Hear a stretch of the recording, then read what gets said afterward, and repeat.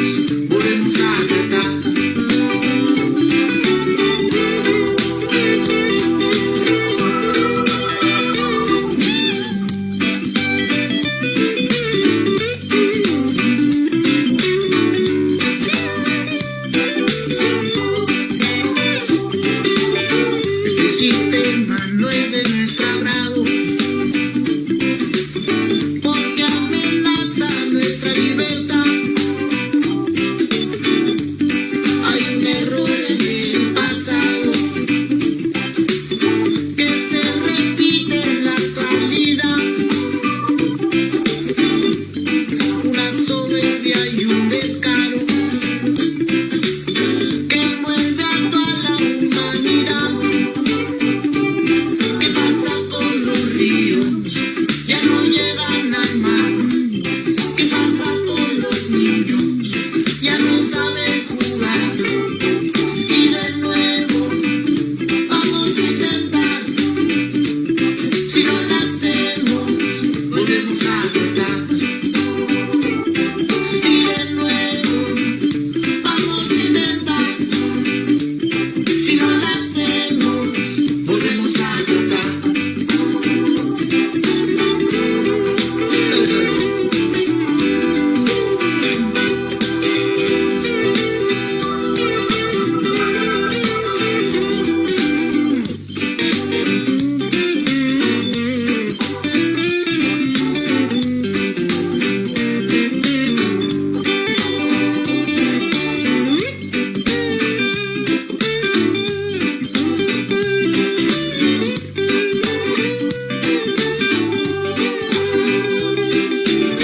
Con una reja al frente y la treparemos,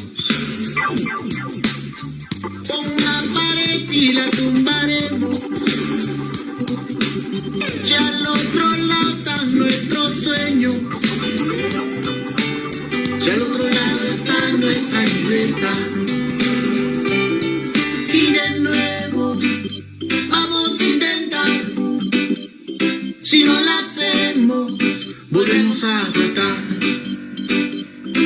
Y de nuevo vamos a intentar, si no lo hacemos, volvemos a tratar. Eso.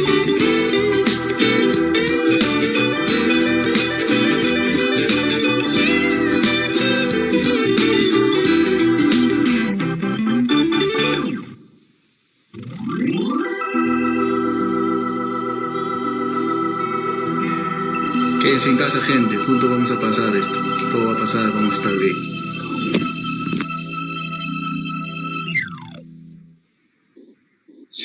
Bueno, cuando lo vi, Miguel, me lo mandaron, me puse a pensar qué cosa querrá plantearnos la persona, esta señora, que me envió el video, ¿no? ¿Qué cosa está queriendo plantearnos? Y ahora que lo vuelvo a ver, me parece que lo que está diciendo es que en América Latina siempre es un nuevo empezar, ¿no? Todo lo que fuimos haciendo luego se cayó y otra vez y volvemos. Pero el concepto de la libertad me parece bien importante, ¿no? El concepto de que todo esto está construido para que cada uno de nosotros hagamos nuestros propios proyectos de vida y para eso necesitamos financiarlos también. Entonces, la idea de la seguridad social, la idea de la jubilación no tiene solamente que ver con un tema económico, sino tiene que ver con el proyecto de una sociedad y de la vida de sus ciudadanos, ¿no? Entonces, me gustaría empezar por ahí, querido amigo. ¿Cómo ves la situación global? ¿Cómo ves la crisis de la globalización económica y de las metas del empleo y del trabajo decente? Y capaz, me gustaría que nos pudieras comentar un poquito el concepto de trabajo decente en los términos que lo planteó la OIT, desde la época inicial y hasta el compromiso que tuvieron el año pasado sobre esto, porque varios de los que nos ven no conocen el concepto. Y también me provoca preguntarte si este concepto de trabajo decente va a cambiar a la luz de esto que ha provocado la pandemia, ¿no? Que es un nuevo tiempo. Bueno, muy bien, empecemos entonces, Miguel. ¿Cómo ves el panorama mundial? ¿Cómo ves la economía? Bueno, habría que hacer un poquito de historia justo con el tema del trabajo decente, ¿no? Sí, el trabajo decente como concepto lo plantea la OIT en el año 1999. Estamos hablando ya de 20 años atrás. A partir de que el año anterior lo que viene a ser la Asamblea, que es la conferencia internacional, donde están representados los estados, los representantes de los estados, los representantes de los empleadores y los representantes de los trabajadores, el tripartismo. En su conferencia, que es una asamblea, aprueban la Declaración sobre Principios y Derechos Fundamentales del Trabajo, que es del año 1998, ¿no? O sea, ahí plantean de que hay 4 derechos que son fundamentales, que deben ser, bueno, que en principio todos los estados miembros de la OIT deben respetarlos, ¿no? Estamos hablando de la libertad sindical, estamos hablando de la prohibición del trabajo forzoso o obligatorio, estamos hablando de la prohibición de las peores formas de trabajo infantil, y estamos hablando de la prohibición de la discriminación. Entonces, digamos que como con los 4 pilares. Entonces, pero si nos quedamos en la declaración, y ahí viene el tema del trabajo decente, si nos quedamos en la declaración parecería ser que estos 4 son suficientes, no es así. La idea del trabajo decente es construir pilares que te aseguren que independientemente en qué país se encuentre, en qué tipo de relación labore la persona, goce de condiciones básicas y esenciales. Entonces están estos principios, está lo que justamente tiene que ver con la seguridad social, que es la protección social. Entonces, uno de los pilares del trabajo decente es la protección social. La idea de que las personas tenemos una serie de contingencias a lo largo de nuestras vidas, ¿no? Y cuando laboramos, porque la idea de la seguridad social primero empezó, recordarás, una visión laboral, pero la idea es que hay una contingencia, ahí va a haber un momento en el cual, por alguna razón a la edad, o porque sufro algún tipo de accidente de trabajo o una enfermedad profesional, es decir, caigo en una invalidez que ya no me permite laborar, entonces hay que protegerlo. Entonces hay una visión ahí un poco patrimonial en el cual lo que se busca entonces es proteger a la persona a través de servicios de salud y de pensiones, es decir, contar con un monto de dinero que reciba regularmente y que me permita satisfacer mis necesidades básicas, las mías y de mi familia, ¿no? Entonces, de alguna manera, sobre el pilar de la protección social, entonces encaja la construcción de la seguridad social. Entonces, de esa manera se plantea. Entonces, desde el año 1999, este pilar se ha venido trabajando en la OIT. Por supuesto, si ustedes recordarán, desde el año 1919 existe la OIT. Entonces, entre 1919 y hasta la actualidad, se han dictado una serie de normas internacionales de trabajo, que son convenios, que son tratados y recomendaciones. Y dentro de los convenios hay convenios en temas de seguridad social, ¿no? La primera etapa de la seguridad social en la OIT fue mayormente establecer los derechos en función a la rama de actividad. Entonces uno podía entender entonces que hay seguridad social para los trabajadores de la industria, seguridad social para los trabajadores pesqueros, etcétera, etcétera. Y también estas modalidades que te señalaba, que es qué tipo de prestación. Entonces la seguridad social suele dividirse en las que vienen a ser las prestaciones de salud. Cuando un trabajador enferma, un familiar del trabajador que está bajo su amparo, se enferma, va a, nosotros conocemos como es salud, ¿no es así? Donde va a recibir las prestaciones de salud. Entonces eso es un tipo de contingencia. Otra segunda contingencia es, bueno, que son los riesgos de trabajo, ¿no? Cuando se produce una invalidez temporal o absoluta por un accidente de trabajo, por una enfermedad profesional, entonces se le presta, además de la prestación de salud, una pensión durante ese lapso de tiempo, y si es absoluta, pues ya queda para él. Y finalmente, cuando culmina la edad de trabajar, esto va a depender de cada una de las legislaciones nacionales, porque las legislaciones nacionales varían respecto a la edad en la cual el trabajador puede jubilarse, ¿no? En el caso peruano es 65 años, hay otros países donde plantean que son 67, etc. Hay todo un debate porque, y ahora lo voy a explicar cómo se sostiene el sistema, la edad es importantísima. Entonces, en ese esquema, la OIT elabora un convenio fundamental, que es el convenio 102. Es el convenio que se denomina de normas mínimas. Es uno de los convenios más extensos, tiene diversas partes, donde los estados, al ratificarla, seleccionan qué parte va a ser vinculante o obligatoria para ellos. Entonces, el gran tronco de la seguridad social viene desde el convenio 102. El Perú ha ratificado el convenio 102. Ese era el escenario hasta que el año pasado, aceptando las modificaciones que se vienen dando en las relaciones de trabajo, en las empresas, se habla de un debate sobre el futuro del trabajo. ¿Cuál va a ser el futuro del trabajo? Y por supuesto, el futuro del trabajo tiene que ser, como se planteaba en el año 99, la Nación del Trabajo Decente, es incorporando la idea del trabajo decente a cualquier tipo de relación laboral de cara al futuro. O sea, ahí aparecen los temas y eso va explicando por qué diversas regulaciones son debatidas en el marco de la OIT. El tema del acoso sexual, fue el último convenio que se discutió, el tema del trabajo doméstico, de las trabajadoras del hogar, y aunque no existe una regulación, hay todo un debate respecto a lo que es el teletrabajo, lo que son los trabajos en plataformas digitales. Como tú te das cuenta, entonces, todas esas transformaciones que se dan en el mundo del trabajo inmediatamente tienen su impacto en el marco normativo. Ya acá hablando un poco de derecho, con las disculpas a los colegas contadores, la visión que uno tiene del derecho laboral es que el derecho laboral va como un paso detrás de la economía. Es decir, los procesos productivos, por supuesto, de la organización del trabajo, la tecnología, etcétera, etcétera, van redefiniendo la forma como interactúan las personas y también interactúan las personas al interior de las empresas y en las relaciones laborales. Entonces, cuando esas interacciones se van plasmando, se van materializando, por ejemplo, tomemos de las plataformas digitales, cuando aparece el fenómeno en el cual muchas personas comienzan a laborar en plataformas digitales, hay como una exigencia social de que se la regule, que se establezca con claridad, que definiendo si es un trabajador, si no lo es, etcétera, etcétera. Pues esa lógica es la que lleva el derecho laboral. El derecho laboral siempre va un paso detrás o medio paso detrás de las transformaciones en la economía. Entonces, con la declaración del centenario sobre el futuro del trabajo, la OIT hizo todo un esfuerzo en los últimos años de plantearse cómo sería el trabajo en el futuro, bueno, en el presente y en el futuro, y de qué manera la OIT tiene que hacer el esfuerzo para adecuarse y seguir contribuyendo a la protección de trabajadores y empleadores en ese escenario. Entonces, eso era lo que venía trabajándose. Entonces, había una gran discusión y, como señalaba, uno de los temas más álgidos era el tema del trabajo en plataformas digitales.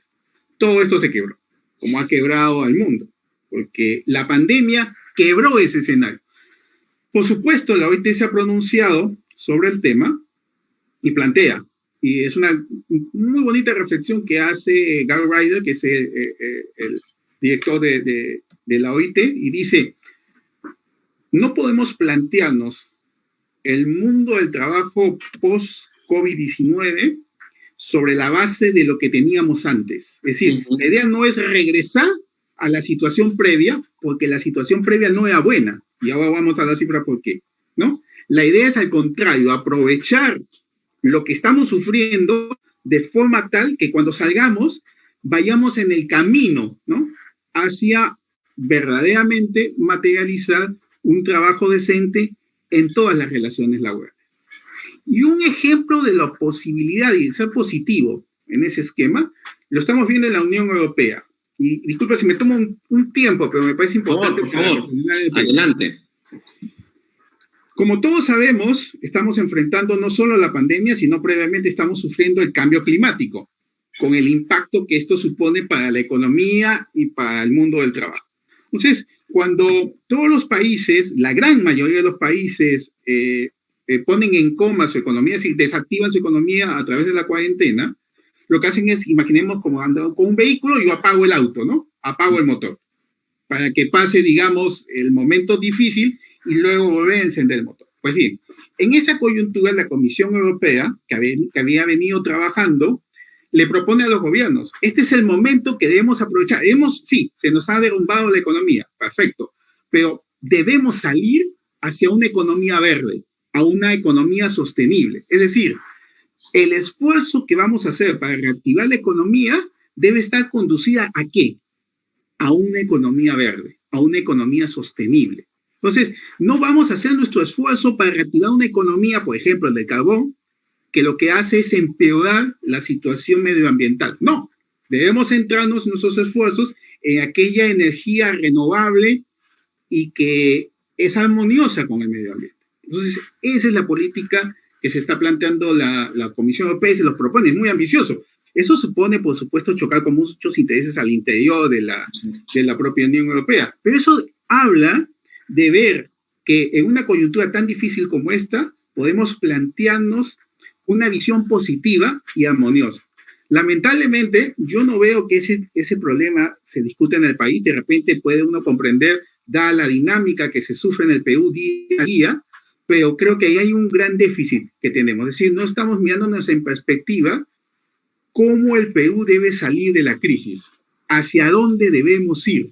Creo que estamos más con esta idea de ir resolviendo las cosas día a día, como mis dedos que se mueven rápidamente para tapar los huecos, y no hay alguien que nos diga, de repente hago una imagen con esto, ¿no?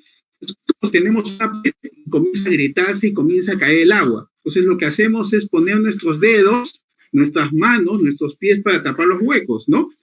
cuando debería haber alguien atrás nuestro y decirnos, oye, mira, ¿por qué no remodelamos la pared? Aprovechemos, están los huecos, pero remodelemos la pared para que la pared, después que pase todas estas cosas, no solo tenga parches, sino en realidad tengamos una nueva edificación. Yo percibo que eso no lo hay, no está en la discusión, no lo veo que lo planteen las organizaciones sindicales, no veo que lo plantee el gremio empresarial, no veo que lo planteen los partidos políticos y no veo que lo plantee el gobierno. Y uno puede entenderlo, de repente es porque tenemos el agua por encima, ¿no?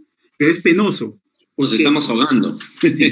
Y vamos a ver con las cifras, porque es que no es un reto para el país regresar al que teníamos a diciembre del 19, y eso, que probablemente ya sea plausible llegar a ese escenario, ¿no? Bien, ¿qué ha pasado en el empleo mundial? Y aquí sí me permito, si puedo compartir algo contigo para que podamos... Y si quieres, mientras vas poniendo, yo te provoco un poquito con una reacción rápida. Mira, ahora que estás poniendo te quiero dar una idea mejor dicho, una reacción a lo que estás señalando en el siguiente sentido para incorporar dos preguntas a tu reflexión. En el modelo de la economía global, ¿no?, que estábamos viviendo ha sido frenado, se han bloqueado las salidas y todo esto, y el trabajo es lo que más ha sufrido, ¿no es cierto? Quería ponerte una cifra de la OIT justamente, ¿no? Ellos dicen, las medidas de paralización total o parcial ya afectan a casi 2.700 millones de trabajadores, es decir, alrededor del 81% de la fuerza de trabajo mundial. Y luego dice, se estima que 1.250 millones de trabajadores, esto es el 38% de la población activa mundial, están empleados en sectores que hoy están afrontando una grave caída en la producción y un alto riesgo de desplazamiento de la fuerza de trabajo. Y un dato más, cuando se confina, claro, por ejemplo, me gusta mucho fastidiar a veces, ¿no? Pero la jefa del Banco Europeo de Reconstrucción y Desarrollo, Harvard, sí, decía que ha surgido la modalidad de trabajo remoto, ¿no?, el cual se manifiesta como una gran opción que viene a quedarse. Yo digo, sí, claro, pero en economías como las latinoamericanas, esta es la opción para aquella parte de la economía más desarrollada, digamos, pero la mayoría de la población no tiene trabajo remoto, no puede, porque lo único que ofrece es su fuerza física. Y de repente eso está mostrando cómo, cuando nosotros decimos, confinémonos, muy bien, pero la gente tiene que ir a trabajar, tiene que buscar medios físicos, y por eso es que la regla de los estados del confinamiento no está resultando en América Latina, pero la gente tiene que buscarse el empleo día a día, ¿no? Entonces, esta situación de empleo, y aquí es donde va mi pregunta para que la asocies a lo que estás planteándonos, que me parece sumamente interesante. Mi pregunta es, capaz ahora la financiación estatal va a depender más del esfuerzo colectivo que del esfuerzo individual y de ahorro personal, como nos lo habíamos planteado en los últimos 20 años, ¿no? Porque todos los modelos de jubilación y de seguridad social iban, ahorra, guarda tu situación individual, ¿no? Pero ahora, más bien, vamos a tener que hacer esto en grande, un poco como tú dices, reparar toda esa pared, ¿no? Y entonces, también te agrego otra pregunta. ¿Será ya el tiempo de los impuestos y ya no de las contribuciones? Y capaz para las personas que nos están viendo, que no saben tanto de estos conceptos, los impuestos son los tributos que tú los pagas sin recibir directamente nada a cambio por parte del Estado. El Estado los lleva al presupuesto público y de ahí lo gasta. Mientras que las contribuciones son pagos y tú tienes que recibir a cambio algún tipo de beneficio estatal. Esas son las contribuciones de salud, en el caso peruano, o las contribuciones a la ONP. El impuesto, estamos hablando del impuesto a la renta, el IGB. Entonces, Miguel, de repente este esfuerzo colectivo que hay que hacer ya no se va a poder financiar a través de contribuciones porque la gente no tiene empleo. Y lo que va a tener no va a ser un empleo como el de antes, sino que hay que pensar ya en los impuestos, o sea, en que parte de la porción del patrimonio de la sociedad tenga que ir ahora sí a cubrir estas cuestiones. Y eso a mí me preocupa mucho más. Entonces te devuelvo al gráfico que nos quieres plantear y ve incorporando estas preguntas si te parece bien. Ok, a ver, lo que tú dices es algo que efectivamente, y te adelantas a una de las conclusiones a la que yo también arribo, que es cómo vamos a financiar la seguridad social. Pero bueno, demos un paso atrás y veamos el panorama mundial con alguno de lo que tú has dicho. Efectivamente, 8.000 personas viven en este mundo, de las cuales 3.300 millones de personas trabajan. Y en el cuadrito y en el gráfico muestra, aquí podemos ver, esto representa el empleo informal. El empleo informal es el 60,6% de la población que trabaja a nivel mundial. Y los que tienen empleo formal es el 39,4%. En otras palabras, de cada 10, 6 están en el empleo informal y 4 están en el empleo formal en el mundo. Ok. Tú adelantaste algunos datos y otros los actualizo. Según el último informe reciente de la OIT, se han perdido 305 millones de empleos a nivel mundial, del empleo formal. O sea, de la parte azul de tu gráfico. Exacto. Es decir, porque cuando hablamos de empleo informal, estamos hablando muchas veces de trabajadores que laboran para un tercero, que somos trabajadores para cuenta ajena, pero ese empleador no paga impuestos, no está registrado, no paga impuestos y no está registrado en la Seguridad Social. Digamos, los dos criterios que utiliza la OIT. O son trabajadores que se llaman por cuenta propia, son los trabajadores independientes, ¿perfecto? Pero que tampoco están registrados en la Seguridad Social y tampoco pagan impuestos, ¿perfecto? Van a pagar impuestos, como tú sabes, a través del IGB o el IVA, a través de su propia interacción económica, pero no en función a su renta. Perfecto. Pues lo que vemos aquí entonces es que con datos de la OIT, la cuarta parte, 23,5 para ser preciso, del empleo formal, desapareció.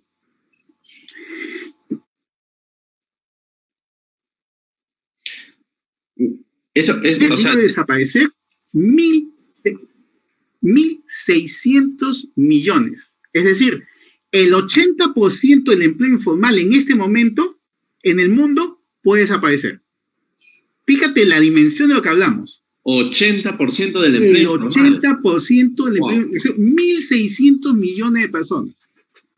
Entonces, las cifras son verdaderamente dantescas. Entonces, eso te lleva a pensar ya dos cosas, pensando en la economía y en el comercio internacional.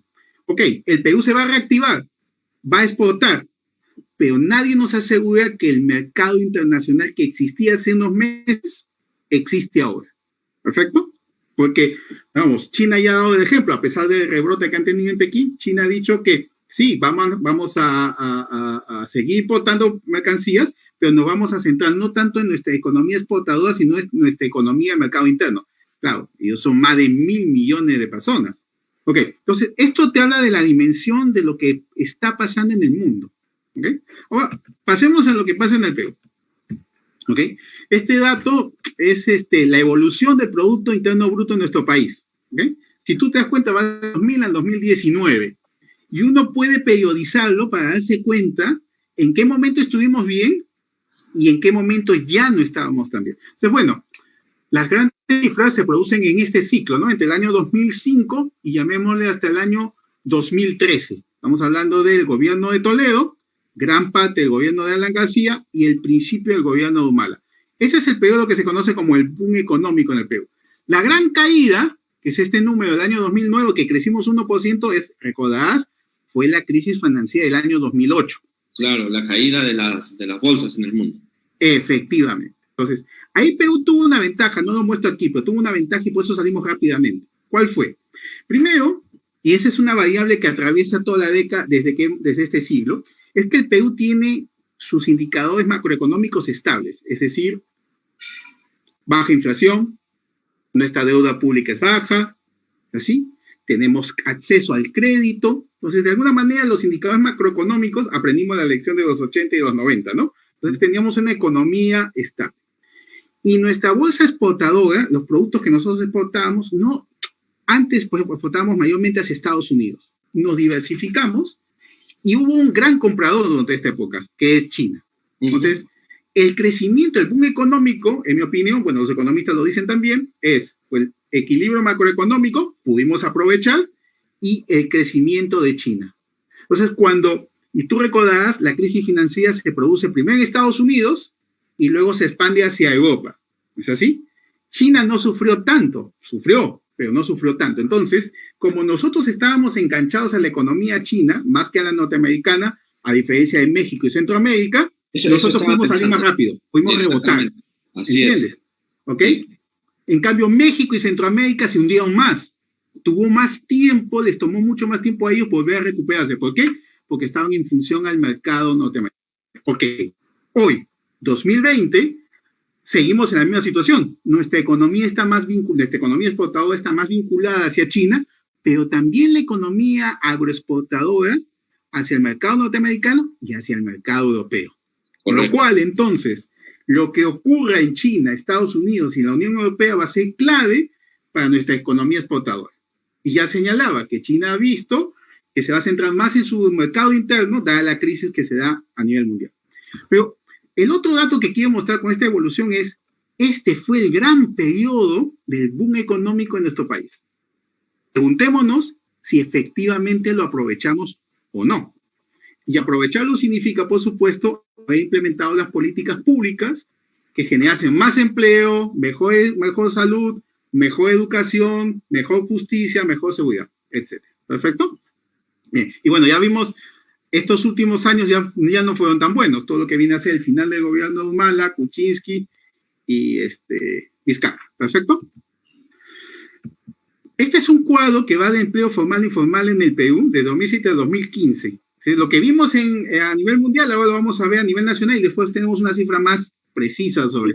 Y solamente me gustaría que para nuestros invitados que nos ven de otros países vayan haciendo ellos mismos sus propias comparaciones con sus situaciones, porque lo que estás planteando más o menos es la lectura de lo que pasa en América Latina, ¿no es cierto? Sí. Entonces, continúa, discúlpame la interrupción. No. Entonces, ¿qué tenemos aquí? Mira el empleo formal, recuerda las cifras más altas, ¿no es así? Que van desde el 2005 a 2013. La tendencia del empleo formal, en 2007, de cada 10 peruanos, 2 estaban en el empleo formal y 8 estaban en el empleo informal. ¿Perfecto? Y comienza a ascender el empleo formal. Y llega a su punto más alto en el año 2014 con el 27,2. ¿Sí? Más de la cuarta parte tienen un empleo formal. Subimos 7 puntos. ¿Perfecto? Y a su vez el empleo informal decrece del 79,9 hasta el 72,8. Pero fíjate, se produce en el momento en el cual crecíamos a un ritmo de 7% anual. ¿Sí? El impacto que tuvo el boom económico hizo que mejorase el empleo formal, pero no creció el empleo formal tanto como debió haber ocurrido. ¿Por qué? ¿Por qué? Sí, ¿Por qué, Miguel? ¿Por qué? ¿Qué ha pasado? Porque, o sea, tú estás diciéndonos que el empleo informal, o sea, parte de ese crecimiento económico volvió a ser informal, o sea, No, volvimos ¿o no? Lo que estoy diciendo es que el Perú creció como nunca y, sin embargo, el empleo formal no creció en la dimensión que debió haber crecido. Ajá. Con lo cual, entonces, te da un dato claro, la vulnerabilidad que tiene el empleo formal y, a su vez, por supuesto, el empleo informal. Correcto. Entonces, ahí todavía podríamos tener una discusión de horas para explicar que y hay diversas lecturas, ¿no? Desde lecturas conservadoras hasta lecturas progresistas sobre esto. Pero lo concreto es que nuestro boom económico no fue suficiente para mejorar el empleo formal en nuestro país. Eso habla entonces que algo está pasando que lo impide. En general hay 2 lecturas desde los laboralistas. Una lectura es que tenemos una regulación rígida, que es la que imposibilita que haya una mayor contratación. ¿Perfecto? Esta visión no es vista por los progresistas. ¿Perfecto? No hablan en ese punto. Yo me vinculo más a una visión estructural. Yo creo que es la estructura productiva del país la que no permite el crecimiento del empleo formal. ¿Por qué? Primero, porque ¿cuál es el sector más dinámico de la economía? El más potente de nuestra economía es la minería, ¿no? Por su peso dentro del Producto Bruto Interno y por la exportación. Pero la minería no genera mucho empleo. Lo que sí tiene es un impacto indirecto. Cuando los trabajadores mineros ganan buenos salarios, ellos son consumidores. Y eso entonces tiene un impacto en el hinterland de su economía. El otro sector que creció de manera significativa en exportaciones fue el sector agroexportador, ¿no? ¿Sí?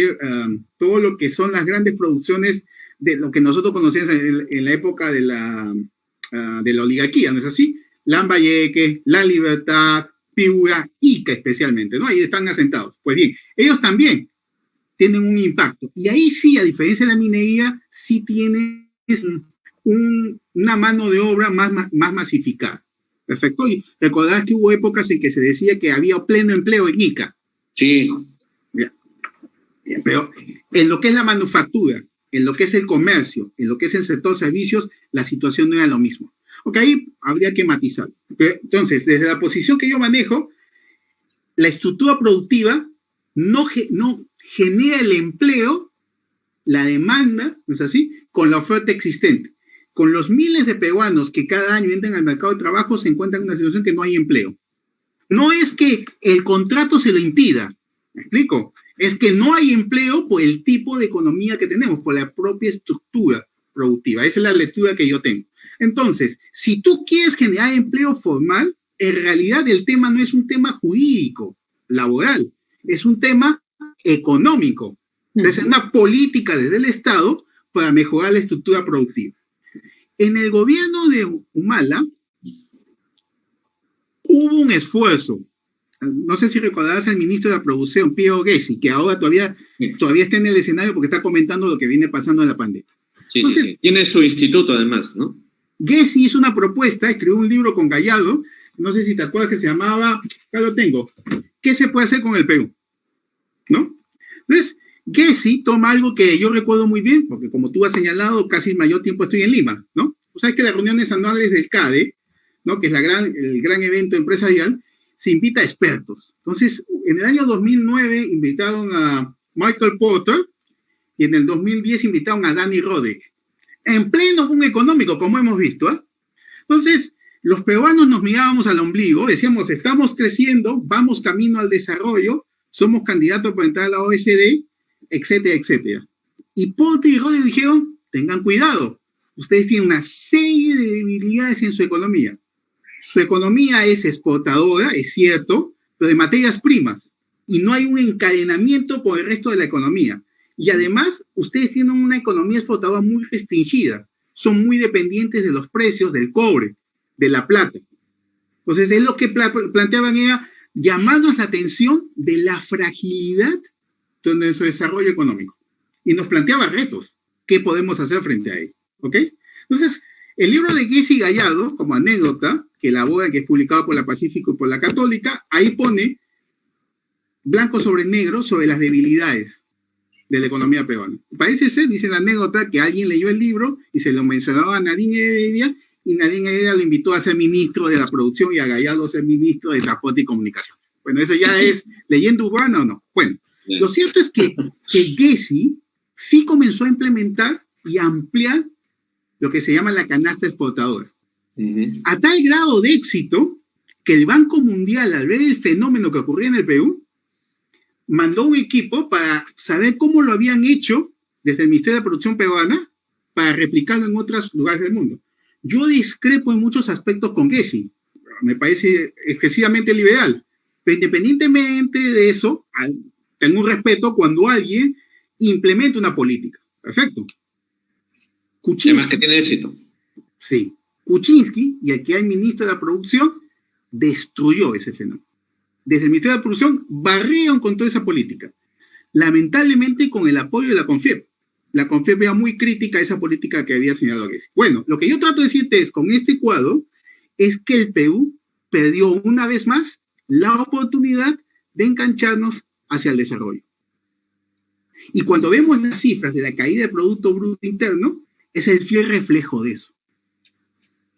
Es el fiel reflejo de eso. Entonces, aunque hay muchos videos, hay muchos comentarios ahora por lo que está pasando en la pandemia, sí, pues nuestra generación ha visto lo que vivió la generación de nuestro país a mediados del siglo XIX con el guano. Sí, tuvimos una gran oportunidad y no la aprovechamos.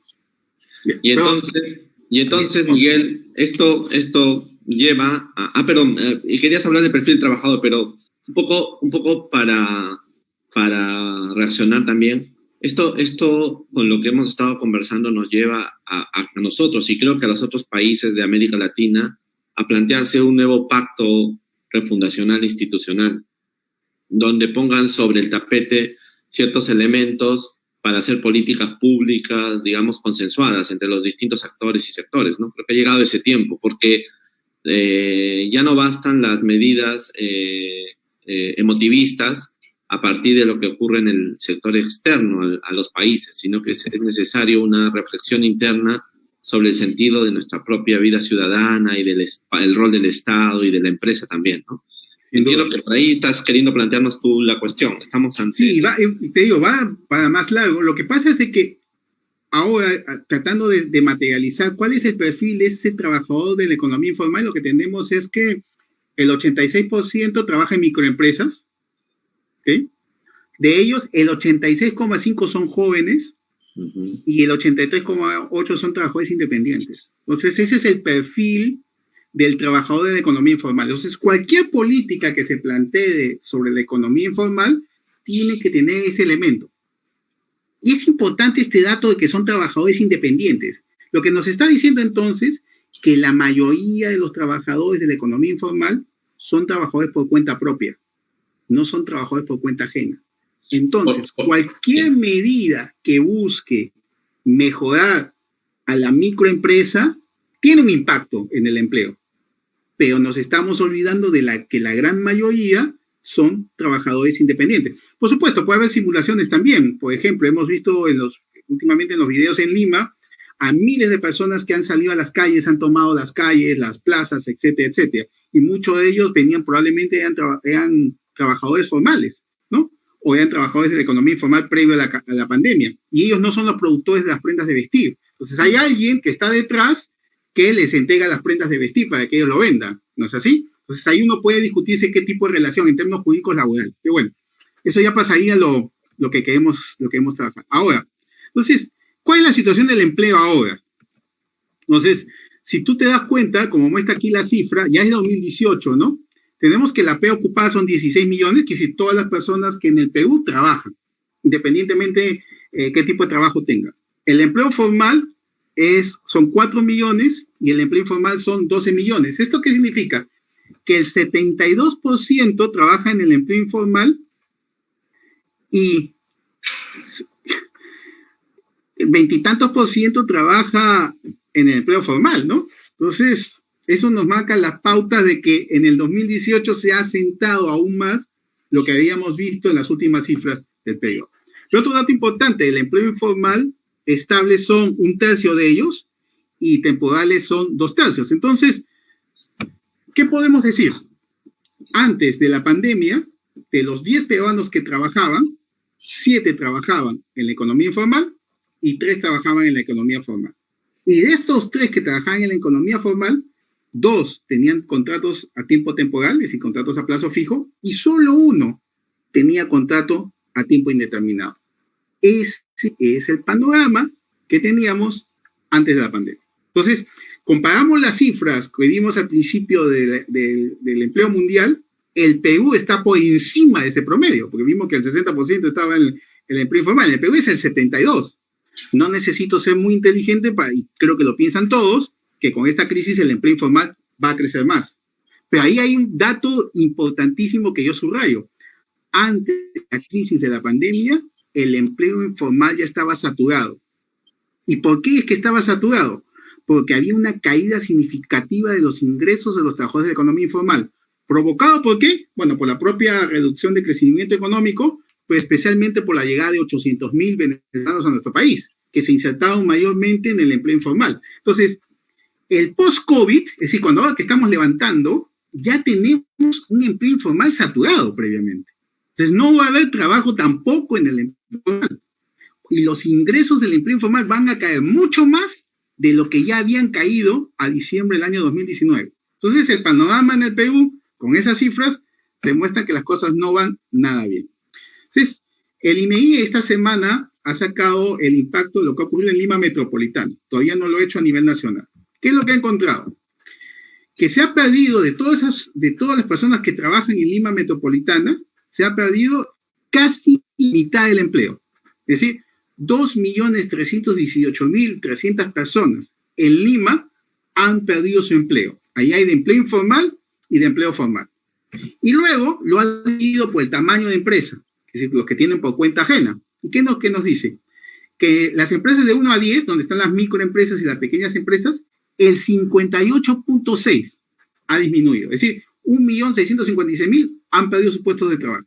De las empresas de 10 a 50, el 44%. Y de la gran empresa, el 31.2%.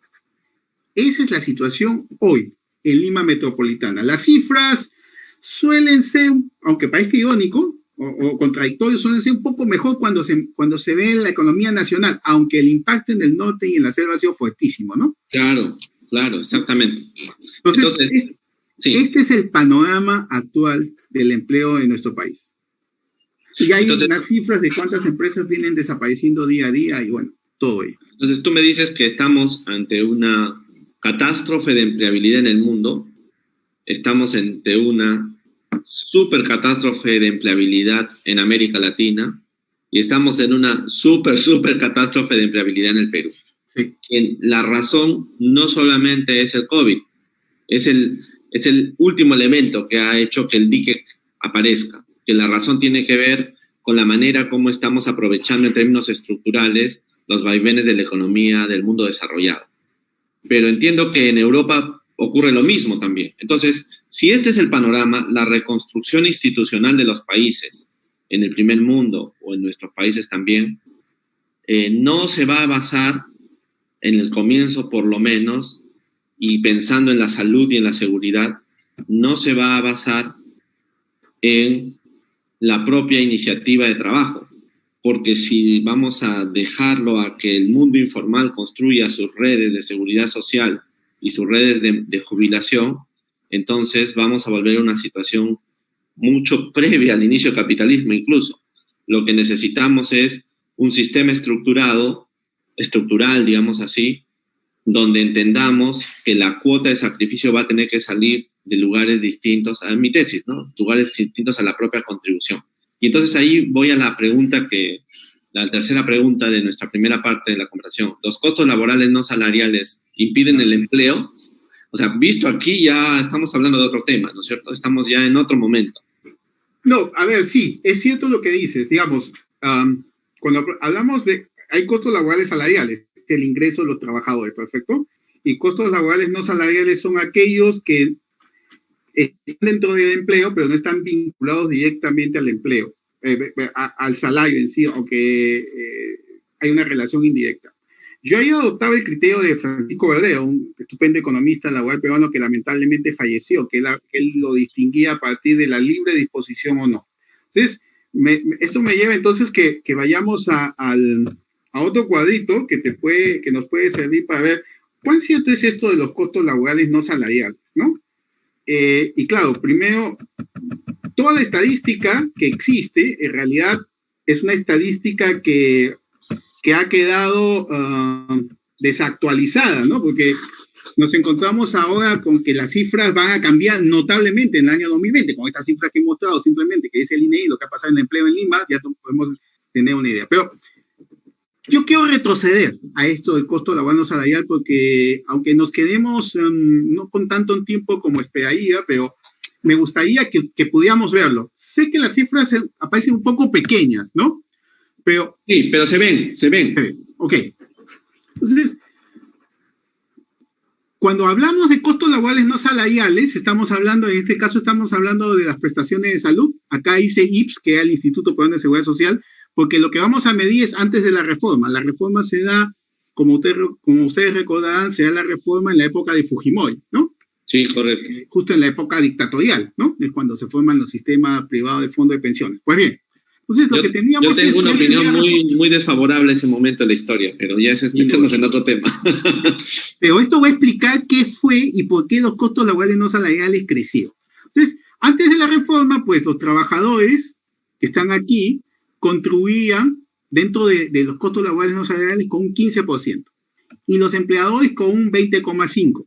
Para las prestaciones de salud se repartían 6-3 cada uno. ¿Perfecto? Para el seguro de vida lo asumía el empleador. No, en ese momento la compensación por tiempo de servicios y los colegas contables que tienen nuestra edad o son mayores recordarán que antes lo que se llamaba era la reserva contable, ¿no? Sí. El empleador tenía que hacer una reserva, pero que no se externalizaba, no salía de la unidad productiva, quedaba dentro de la contabilidad del empleador, que cuando cesaba la relación de trabajo se le entregaba esa compensación por tiempo de servicios a los trabajadores, ¿perfecto? Era el capital que lo tenía la empresa, ¿no? Exacto. Luego había el impuesto de solidaridad, el FONAVI, que han venido devolviendo, bueno, ya se devolvió el dinero, estaba Senati, en el caso del sistema industrial, 1.5, ¿perfecto? Y los trabajadores pagaban impuesto a la renta en ese momento 8%, ¿ok? Ese es el modelo. Entonces viene la reforma, y en la reforma, a ver, es una reforma que se implementa por varias etapas. La primera etapa se da en el año 91 a través de decretos luego, y como recordás, hubo un golpe de Estado en el país y hubo un interregno todo el 92 con decretos leyes. En ese escenario es que sale la reforma de la seguridad social en nuestro país. ¿Y qué crea? Crea la figura de que desaparece que el Instituto Peruano de Seguridad Social tiene control de los dos sistemas principales, el de pensiones y el de prestaciones de salud, ¿no es así? Y lo que hace es crear, en el caso de pensiones, un sistema privado, el sistema privado de pensiones. Ajá, la famosa CFP. ¿Cuál es la racionalidad de aquí? La racionalidad del gobierno peruano es esta. Si la compensación por tiempo de servicios está en la contabilidad de las empresas y las cotizaciones que vienen dando los trabajadores y los aportes que viene dando la empresa están en un fondo social, lo que hacen es que esos recursos entren al sistema económico. ¿Por medio de qué? Del sistema financiero. En el caso de la compensación por tiempo de servicios, obliga entonces que el empleado tenga que depositar 2 veces al año, ¿no?, su cuota de la compensación por tiempo de servicios. Entonces, lo que hace, esa reserva contable ya no es una reserva contable, sino que pasa al sistema financiero. Perfecto, ¿se entiende? Entonces, el sistema financiero va a usar ese recurso, ese inmenso recurso económico, para trasladarlo a la economía. Y en el caso de la seguridad social, crean el sistema privado de pensiones y le dice a los trabajadores, ok, en vez del sistema de reparto, es decir, todos cotizan a la seguridad social y luego es la seguridad social la que reparte las pensiones, perfecto, no, ahora lo que vamos a crear es un nuevo sistema, un sistema de cuentas individuales. Si tú eres un trabajador que tienes un salario alto, lo que te está diciendo es, ¿por qué vas a depositar en esa cuenta, en ese gran fondo, cuando la proporción de lo que tú vas a recibir como pensión no es comparable a lo que tú has venido trabajando? Entonces, hay la idea de la individualización, una individualización que también se va a producir en otros aspectos de la relación de trabajo. Aquí lo que te interesa es, oye, entonces yo, trabajador, voy a tener mi propia cuenta individual y voy a poder ver de qué manera va incrementándose esa cuenta individual y sobre la base de esa acumulación de esa cuenta individual yo voy a tener una pensión. Pero para ello hay una entidad que va a administrar el fondo de pensiones. Y lo que va a buscar, y es la AFP, lo que va a buscar es incrementar la rentabilidad de esa cuenta individual. Y por eso le dicen a los trabajadores, o coge riesgo 1, riesgo 2, riesgo 3, dependiendo de este riesgo, puedes tener una mayor rentabilidad o no. Entonces, este es un sistema que lo adoptan de Chile. Chile lo ha adoptado 10 años antes de la época de la dictadura de Pinochet. ¿Okay? Entonces, con este esquema, entonces, si tú te das cuenta, las cifras se trastocan. ¿De qué manera se trastocan? Porque ya vamos en la reforma del 93 y vamos a la reforma del 95, te vas a dar cuenta que los empleadores ya solo cotizan en las prestaciones de salud. Ya no cotizan en las prestaciones hacia las pensiones. Todo esto es asumido ¿por quién? Por el trabajador. Entonces, el empleador, entonces ahí hay una reducción directa de un costo laboral no salarial. Pero ¿qué es lo que hace el gobierno de Fujimori? Lo que hace es entonces que como los empleadores ahora tienen que depositar en las cuentas que abren los trabajadores en los bancos la compensación por tiempo de servicio, por ese lado se incrementa. ¿Te das cuenta? Entonces, al principio, los empleadores estaban pagando, dependiendo, inclusive acá viene inclusive con el tema de los pagos de impuestos. Lo que muestra esta figura de alguna manera es esto. Los empresarios se ven beneficiados con la reforma laboral y disminuyen los costos salariales, pero a la vez se produce un incremento de los costos laborales no salariales. Y esto se produce porque estos costos laborales no salariales son conducidos hacia la economía, hacia el sistema financiero. Y de esa manera también el Estado se ve beneficiado, porque además de que hace desaparecer la deuda pública que tienen con la Seguridad Social, hace algo más importante, puede succionar recursos del mundo del trabajo para en aquel momento pagar la deuda externa. ¿Se entiende entonces? Hay solamente una intervención, si quieres, para delinear si vamos en el camino que pensamos. Lo que estás diciendo es que la reforma económica, por lo menos en esta perspectiva que se instauró con el gobierno de Fujimori, descapitalizó al empleador, al empresario, y le transfirió fondos a entidades para el mercado, y descapitalizó al Estado en ese momento y le transfirió fondos al mercado. Pero además, digamos, disminuyó la financiación sobre el trabajador respecto de sus beneficios futuros, pero le aumentó parte de su salario en esto. O sea, sacaste del mundo del trabajo el financiamiento para meterlo a la actividad económica y para mover el capital a través de las entidades financieras, para mover el mercado.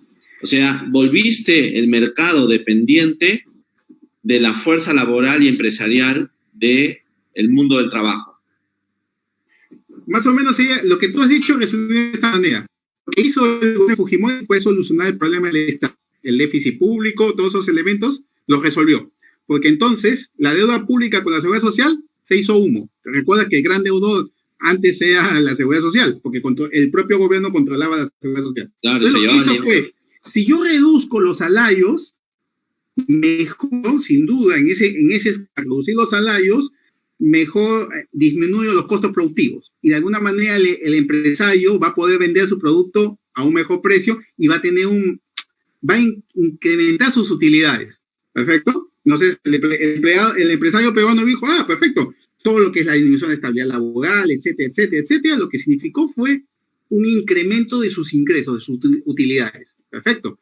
Pero lo que hizo el Estado a la vez es incrementarle los costos laborales no salariales, porque es de allí donde el gobierno va a subsanar, va a retirar, va a sacar dinero, ¿no es así?, para las arcas y a la vez trasladarlo a la economía nacional. ¿Y por qué es importante lo de la economía nacional? Porque todo el esquema desde los 90 hasta la actualidad que maneja el Ministerio de Economía y Finanzas es este. El desarrollo se basa en la iniciativa de la empresa privada.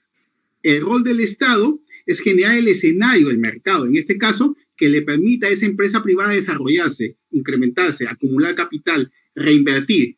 Y de esa manera, entonces, se genera más empleo y paulatinamente se van incrementando los salarios. Esa es la lógica que está detrás de todo, desde los 90 hasta la actualidad. Lo que pasa es que no se ha cumplido, pero bueno, eso ya nos lleva a otro tema. Pero aquí lo que interesa es que entonces el modelo de seguridad social que surge de la reforma de Fujimori no estaba pensado para los trabajadores y para sus pensiones. Estaba pensado para resolver el problema del gobierno, en este caso del Estado, ¿no es así? Y para que esos recursos entren al sistema financiero y a la economía nacional. No es un dato extraño que quienes constituyen las AFPs son los grandes grupos de poder económico. Entonces, si tú te imaginas, esos miles de millones de soles que entraron en las AFPs, ha pasado lo mismo que lo que dicen de Reactiva Perú ahora. Es decir, el Banco de Crédito tiene su AFP y dentro de ello hay empresas. Recuerdas que la Bacus y Johnston tenía la AFP Unión. Si tú revisas todas las AFPs, ahí están los grupos de poder económico. El dinero de los trabajadores de la Seguridad Social entra a las AFPs. No son los trabajadores quienes deciden a dónde se va a invertir su dinero. Quien lo decide es la AFP. Lo que la AFP dice es, esa decisión es técnica y va a aumentar tu rentabilidad. Pero para las empresas que están vinculadas a la AFP, es un crédito. ¿Te das cuenta? Es un flujo de dinero para ellas, para posicionarse mejor en el mercado, para implementar una serie de medidas. Te puedes imaginar que tú siempre vas a estar recibiendo dinero y dinero, entonces no tienes un problema de ¿qué? De financiamiento de tu política empresarial, de la empresa. Eso es lo que pasó. Entonces, por lo cual tienes una espalda financiera enorme para hacer más y más proyectos y acumular. Y eso afectó muchísimo a aquellas que no estaban vinculadas a ese tipo de flujo.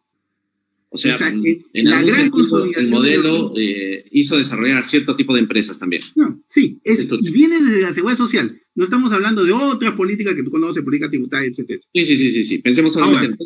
Entonces, lo que se dice desde que regresamos a la democracia en el año 2000 es que estos costos laborales no salariales son los que le impiden la contratación, ¿no? Eso es lo que porque son demasiado altos. Ok, veamos qué es lo que viene pasando en el Perú del año 2019, ¿sí? Antes de la pandemia. Como tú recordarás, hay 4 grandes, aquí son muchos más, pero voy a poner 4 regímenes. El régimen general son todos los trabajadores que tienen un contrato normal, independientemente de que sean a tiempo determinado o tiempo indeterminado. El régimen de la pequeña y microempresa y el régimen agrario. ¿Perfecto? Bien. Si tú puedes darte cuenta, vamos a medir esos costos laborales no salariales. El costo del salario referencial he puesto 100, imaginemos que fuera en porcentaje, todo el salario 100, 100, 100, y el agrario tiene 126.4 porque la legislación original, que fue a fines del gobierno de Fujimori, promovido por Timper, ¿no? Que es también uno de los grandes beneficiados del régimen, hizo que la compensación por tiempo de servicios fuese también incluida y las 2 gratificaciones que tenemos, que es la de Navidad y Fiestas Patrias. Por eso es que aparece 26.4 por encima de lo demás. Pero luego, los costos laborales no salariales del régimen general, como tú te das cuenta, es del 51.7, y acá están en qué se sustentan. En el caso de la pequeña empresa, 28.2, y en el caso de la microempresa, 5.0, y en el caso agrario, 13.2. Con lo cual, entonces, una empresa de régimen general, si quisiéramos convertirlo a una unidad, paga 151 soles con 70 centavos, después le sigue el régimen laboral agrario con 139.6, la pequeña empresa con 128.2 y la microempresa con 100.5. Ok, ¿por qué es importante este cuadro?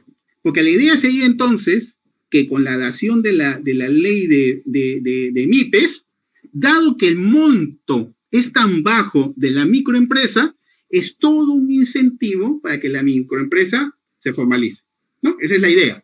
Sí, si tú tienes costos laborales no salariales más bajos, ergo, tú vas a querer formalizarte. Esa es más o menos la visión que estaba detrás y que es el discurso que nos dicen siempre. ¿No es así? Pues bien, te doy datos de una publicación y de una publicación del INEI y del Ministerio de Trabajo, y que ha utilizado la OIT para ver y cuál sería el impacto de la formalización.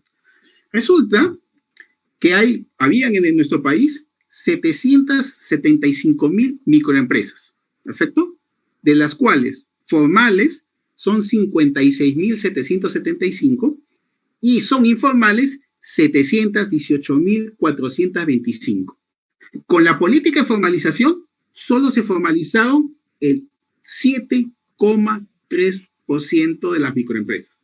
Y esto ha tenido entonces un impacto en los trabajadores de apenas del 8,3% de que trabajan en microempresas, de trabajadores allí se han formalizado. En el caso de la pequeña empresa, son menos, son 53.000 pequeñas empresas a nivel nacional, de las cuales informales son 52.258 y formales son 742. ¿Cuántas pequeñas empresas se formalizaron con esta política? 1,4%. Es el fracaso de la política de formalización, reduciendo los costos laborales no salariales. O sea, el problema no es ahí. Se entiende claramente. Entonces, oye, tú estás pagando menos que el régimen general. Y sin embargo, casi nada, porque estamos hablando en caso de microempresas 100, ¿no? Es el salario que tú recibes, ¿no? Y apenas es un 5%. Entonces, no es la reducción de los costos laborales no salariales lo que impide la formalización de la microempresa y la empresa. Entonces, si nosotros seguimos insistiendo en esa política, lo que tenemos que es, vamos a seguir de fracaso. Pero lo preocupante es lo siguiente. En el Plan Nacional de Competitividad y Productividad, tú recordarás que fue la gran discusión en el país el año pasado, y me parece plausible que el gobierno haya publicado el plan primero para discutirlo, ¿no es así? Y luego, bueno, un decreto supremo lo ha aprobado. Todo el discurso actual del sector conservador y liberal de la economía sostiene que lo que debemos hacer es que el régimen general, este de aquí, se transforme como el régimen laboral agrario. En otras palabras, reducir los costos laborales no salariales del régimen general. ¿Que perjudica a quién? A los trabajadores. Entonces, no es, en mi opinión, no se trata de que el régimen general o la contratación es la que impida la contratación, como te dije como señalaba hace unos minutos, es la estructura. Una medida como esta, su impacto real es las empresas van a ganar más y los trabajadores van a ganar menos. Y Eso es el lo que país va a se ocurrir. precariza. Y el país se precariza. Y eso me lleva a un punto para cerrar esta idea. Yo te pregunto a ti, vimos el boom económico, ¿no es así? Es el gran boom económico que ocurrió en 2005 a 2013, con el hipo del 2009, con el problema del 2009. La propia normativa laboral, por las regulaciones que tiene, es la que, como podemos ver con este cuadro, es la que no ha permitido que ese boom económico haya significado una distribución de la riqueza, con el incremento del ingreso. Si esa riqueza se hubiese distribuido de manera más equitativa, la capacidad de consumo de los peruanos hubiese incrementado y el impacto del boom económico en la economía nacional hubiera sido mayor. Y ahí sí, te das cuenta, como la capacidad adquisitiva mejora del peruano, y claro, el peruano va a comprar, sale a comprar al mercado nacional, no es como el gran propietario que puede irse a Miami a comprar productos, ¿no? Sino va a comprar en el mercado nacional, tiene un impacto. Entonces, ese era el que hubiese provocado una generación de un mayor empleo formal. En otras palabras, lo que debíamos haber hecho es haber repartido equitativamente esa gran torta que estuvo creciendo. Y no lo hicimos. Y al no hacerlo, tenemos este programa ahora. En el caso del empleo, nada más. Entonces, como te digo, el Perú desperdició una oportunidad. Y fueron las normas laborales, de alguna manera las normas tributarias, tú me dirás si estoy en lo correcto o no, la que justamente ha provocado este escenario. Entonces, no es la flexibilización la que resuelve el empleo en el Perú. En el Perú nos encanta discutir los temas en formas abstractas y nunca vemos las cifras o no queremos confrontarnos frente a las cifras o queremos darle una lectura tergiversada a las cifras. Las cifras lo que nos están marcando es esto. No es un problema de las normas laborales, es un problema de la estructura productiva. Y eso significa que el Estado tiene que intervenir en la economía, no para ahogar a la empresa privada, por supuesto que no. Es decir, no hay una economía sin la empresa privada. La empresa privada es la gran dinamizadora de la economía. Pero pensar que el interés de la clase empresarial coincide con el interés nacional es un error. Tanto como pensar que el interés de los sindicatos coincide plenamente con el interés nacional. Correcto. Entonces, Correcto. El Estado tiene que ver por la voluntad del interés nacional y aplicar las reformas que beneficien a la mayoría de la población, sin significar por eso, por supuesto, ahogar a la empresa privada. Reitero, sin la empresa privada, nuestra economía simplemente se hunde, ¿no? Perfecto. Mira, muy interesante tu reflexión. Quisiera pasar al segundo bloque y concentrarnos así en casi telemáticamente, porque me interesa luego entrar al tercer bloque de la jubilación, pero en el tema de la salud me gustaría hacerte 3 preguntas. Primero, ¿cómo son los modelos de financiación de la salud en el mundo? ¿Cómo se está financiando? La salud pública me refiero, ¿no? Y luego, ¿cómo ves tú la crisis de la salud en este país, donde tenemos hasta 4 sistemas, ¿no es cierto? El sistema de salud y todo su sistema de atención, el sistema público estatal a través de sus redes del Ministerio de Salud y con todos esos programas para tratar de atender a más gente, y las redes privadas y los sistemas privados enganchados a la salud pública, ¿no es cierto? Y diría un cuarto tema, la salud informal, la salud de los barrios donde se hacen las cosas como se puede y como se quiera. Muy bien, estos 4 modelos no hacen sostenible el futuro. ¿Qué me puedes plantear sobre esos 2 puntos? ¿Cómo está en el mundo? ¿Qué es lo que pasa aquí? ¿Y cómo financiamos la salud pública? Ok.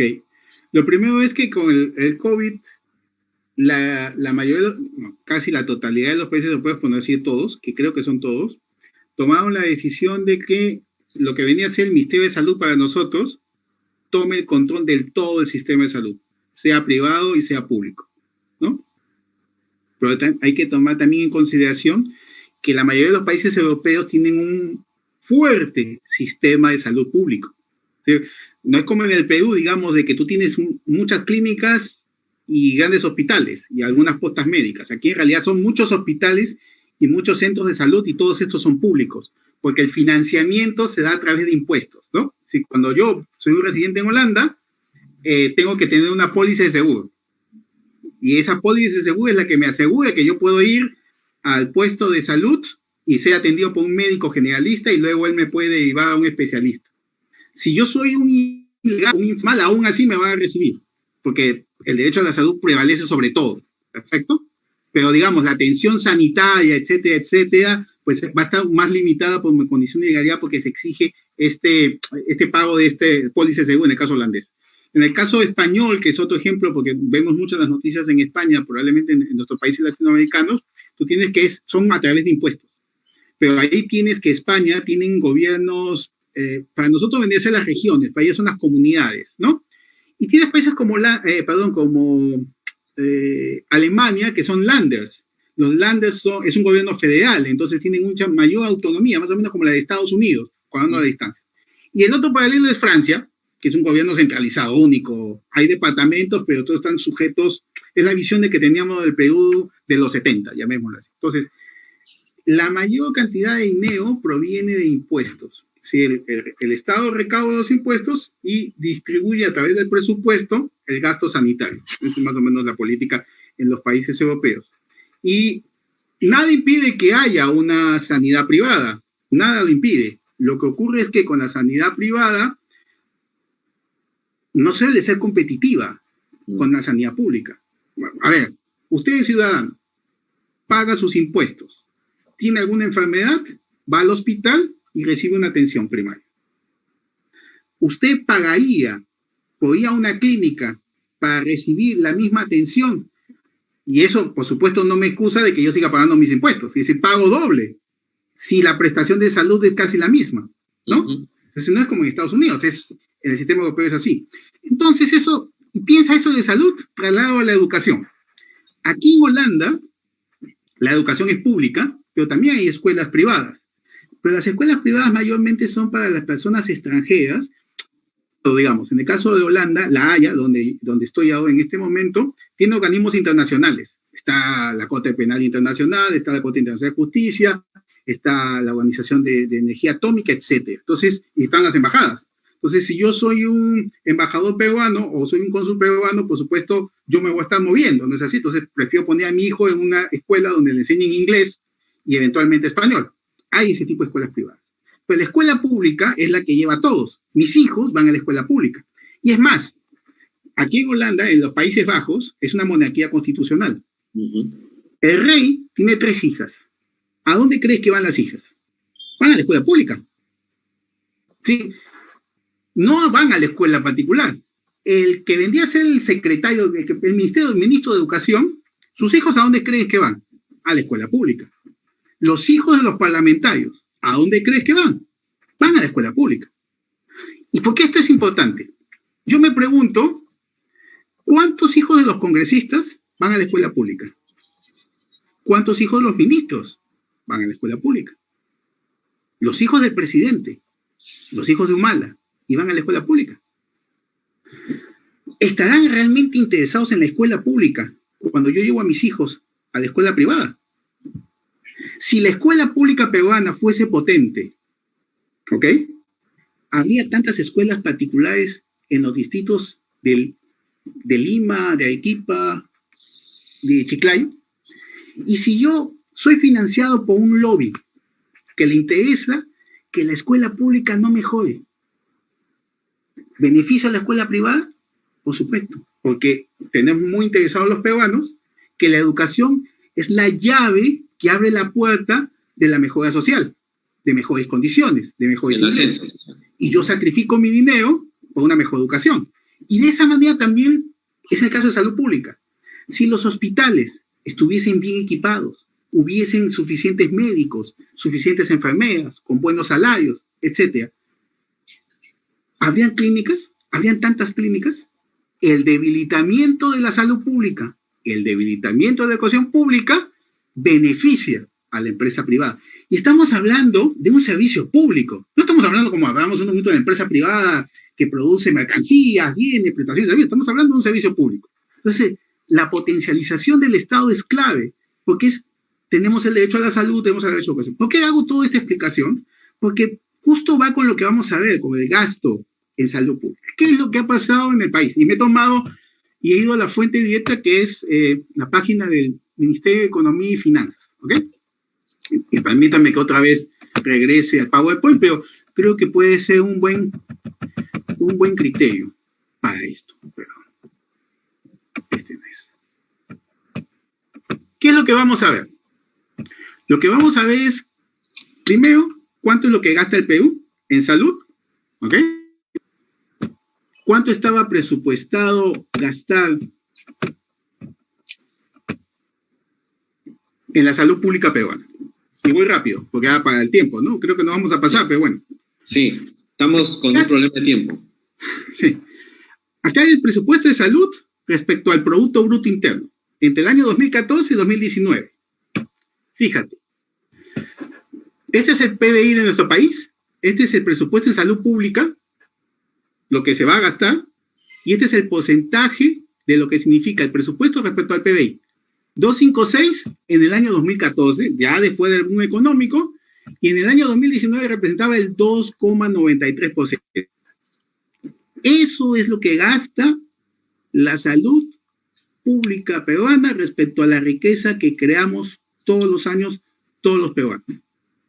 Y ahora llevamos a algo más interesante todavía. Comparémoslo cómo lo gastan los países sudamericanos. Y acá tomo el año 2014 y es el gasto per cápita, es el gasto que cada estado realiza por cada ciudadano. Y fíjate estas cifras. 2014 lo elaboró la Organización Panamericana de Salud. El segundo país que menos gasta en su población por salud es el Perú. Mira las consecuencias nomás. El único país que gasta menos es Bolivia. Y el país que más gasta es Uruguay con 1.792. ¿Sí? Triplica el gasto peruano. Entonces, otro dato más. Mira Venezuela. Venezuela en plena crisis económica, una crisis económica terrible.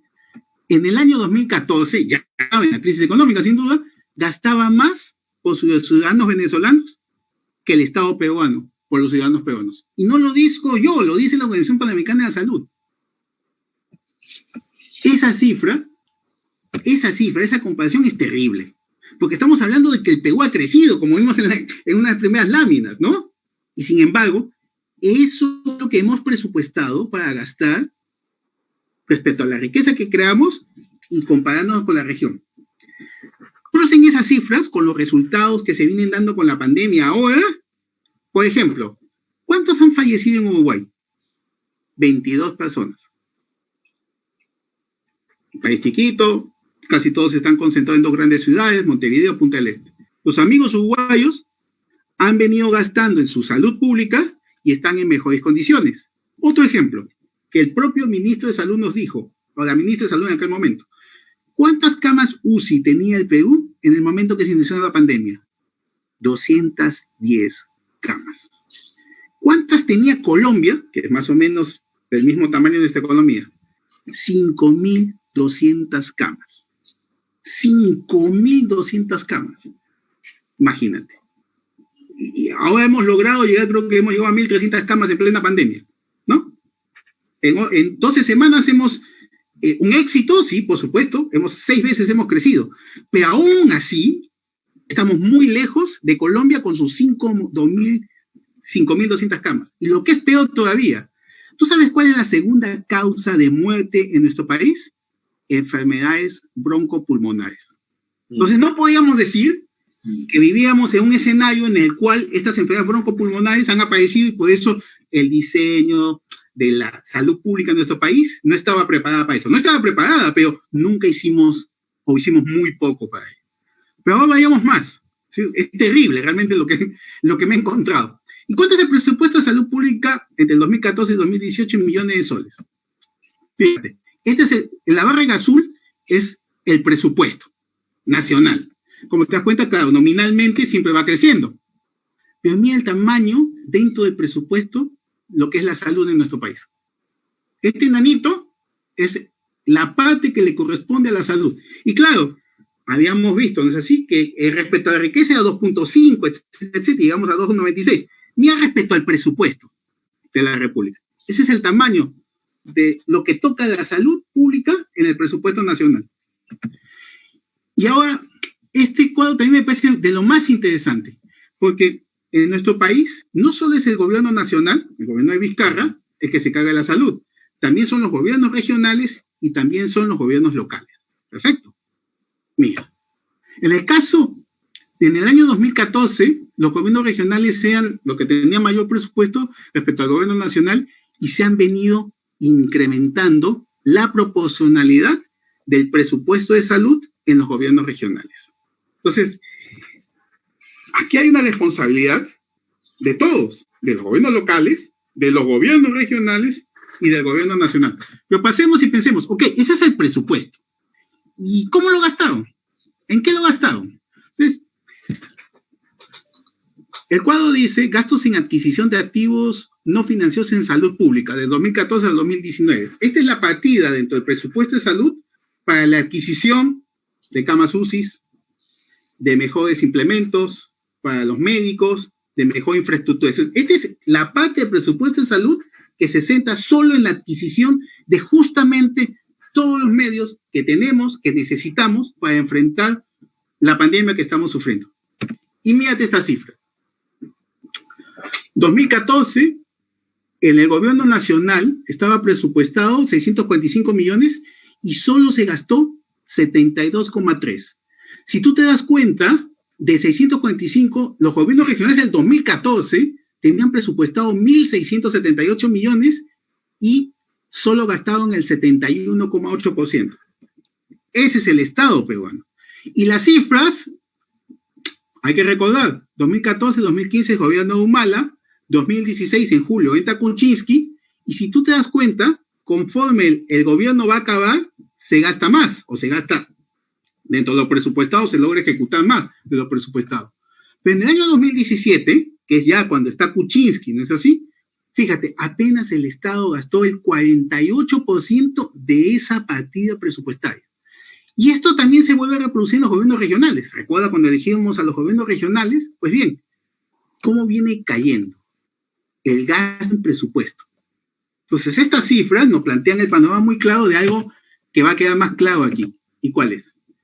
¿Cuánto es el presupuesto acumulado no gastado en la adquisición de actividades no financieras durante estos últimos 5 años? Fíjate, del presupuesto no gastado, el 67,7 viene de los gobiernos regionales, el 18,8 viene del gobierno nacional y 13,5 de los municipios. Esa es la responsabilidad de que no están los materiales, el personal, la infraestructura, no el personal, porque hay otra partida para el gasto de empleo, ¿no? En el gasto de salud. ¿Y esto qué significa? Con este cuadro queda claro. Entre el 2014 y el 2019, el gobierno nacional no gastó para esta partida, no de la partida de salud, solo para esta partida no gastó 1.119 millones de soles. Los gobiernos regionales no gastaron 4.034 millones y los gobiernos locales no gastaron 806 millones. En total, hubo dinero para poder tener una salud pública en mejores condiciones, pero no se gastó en esos 5 años 5.960.925.268 soles. O sea, tú me estás diciendo que el problema no es, por lo menos no en este momento, no era un problema de financiación por parte de los contribuyentes. Es un problema de ejecución del gasto. Sí. O sea, de informalidad de la clase política peruana. Yo diría más. Yo sé, ya, permítame ser mucho más duro. ¿Ok? Eso es lo importante. que muestra estas cifras. Tú me estás diciendo que el problema de financiamiento de la salud no es en primera línea un problema de orden tributario, de nosotros los contribuyentes que pagamos nuestros impuestos, sino es un problema de los políticos y sus grupos alrededor que no están permitiendo que el dinero se gaste bien y rápido. Y agregaría ahí el MINSA y el Ministerio de Economía y Finanzas. Bueno, el Estado. Ya. Lo que pasa es esto. O sea, es el Estado el problema, ya. En primer lugar, tienes que el dinero que hemos decidido gastar en salud, que es una decisión política, respecto a la riqueza, nunca supera el 3%. El gasto en salud dentro del presupuesto crece, pero punto, muy poco. toman la decisión política, porque eso está en el presupuesto, que va a haber una partida para comprar más camas UCI, más implementos, etcétera, todo lo que sabemos que le faltan a los médicos hoy día. Perfecto. Había ese dinero y no se gasta. ¿Por qué no se gasta? Eso retrata al Estado peruano. Y eso yo quisiera subrayar. Y aquí lo que me preocupa son las visiones progresistas. Con ese Estado que tenemos, sí necesitamos fortalecerlo, sin duda. Necesitamos que tenga mayores atribuciones, sin duda. Pero darle más dinero ahora, más potestades al Estado, con ese Estado que tenemos, el resultado va a ser peor. Entonces, el problema no pasa primero por darle más dinero, más atribuciones. El primer paso es, tenemos que reformar el Estado peruano. Ese es el primer paso. Sí, lo otro no sirve. Es decir, que tú les pudieses haber duplicado el presupuesto de ellos en gasto de salud. Sí. ¿Cuánto hubieran dejado de gastar? El doble. El doble. Ahora tú te preguntas, ¿y por qué no tienen esa capacidad? Sí. Ya ¿Es una cuestión de decisión política o es un problema de informalidad de los políticos? Porque podría ser que no sean informales. Podría ser que estén haciendo adrede. Sin duda los políticos son los responsables, pero es mucho más. A ver, pregúntate, partamos de un supuesto. Los médicos de nuestro país, las enfermeras de nuestro país y los técnicos de nuestro país se juegan la vida todos los días, desde el 15 de marzo hasta el día de hoy. Se la juegan. Sabemos cuántos médicos han fallecido, cuántas enfermeras han fallecido, cuántos de sus familias se han enfermado y ellos han enfermado. Pero pregúntate, de los últimos 20 años, ¿cuántos médicos son ministros de salud? Casi todos. La mayoría. Por no decir casi todos. Y la mayoría vienen ¿de dónde? Del gremio de los médicos, del colegio médico, de la Federación Médica. Yo te he mostrado las cifras de 2014 al 2019. Si vamos hasta el 2000, vamos a encontrar lo mismo. ¿Qué pasó entonces? ¿Qué pasó? ¿Ahí no hay una responsabilidad también del gremio médico? Entonces, eso es un punto que hay que subrayar. Es decir, el problema del país no son... Bueno, el MEF. El MEF tiene una responsabilidad, por supuesto. El MEF dice, ¿para qué les voy a dar más dinero si gastar o no lo gastan? Perfecto, entonces no lo gasto, entonces no lo pongo. No, porque hemos visto que hasta Venezuela gasta más dinero en salud en el año 2014 que nosotros, y que solo Bolivia gasta menos que nosotros. ¿Y eso es una responsabilidad de quién? El Ministerio de Economía y Finanzas es mucho más estable su personal. Es cierto que hay muchos que cambian cada gobierno, pero es mucho más estable. Es la forma como se piensa desde el Estado respecto a esto. Eso también está... Es la forma como el Estado, sus funcionarios y la gente que está alrededor piensan la relación con el ciudadano. Es una relación clientelar. Y además con el contribuyente, porque yo como contribuyente me siento profundamente impactado por esto, porque uno da una cuota de su riqueza para que el Estado sea eficiente, pero resulta que no están gastando, y cuando gastan, el nivel de corrupción se eleva, y todo lo que pasa. O sea que, a diferencia de nuestros amigos, digamos, por ponerle así, que están más a la izquierda en el pensamiento, tú dices que la cuestión es la reforma del Estado sin siquiera, o sea, no toquemos ni siquiera atribuciones del Estado, y veríamos eficiencia y cambio. Simplemente si cambiamos la estructura estatal, o sea, la manera de entender el Estado y su relación con el ciudadano. Mira, este gráfico te muestra que hay un problema con las regiones del país, con los gobiernos regionales.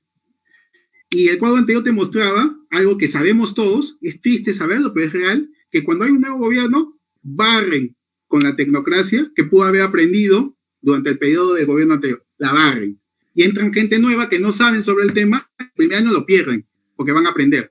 Entonces, si son 5 años de gobierno, un año se pierde, el primer año si no son 2. Se pierde, porque hay una nueva tecnocracia.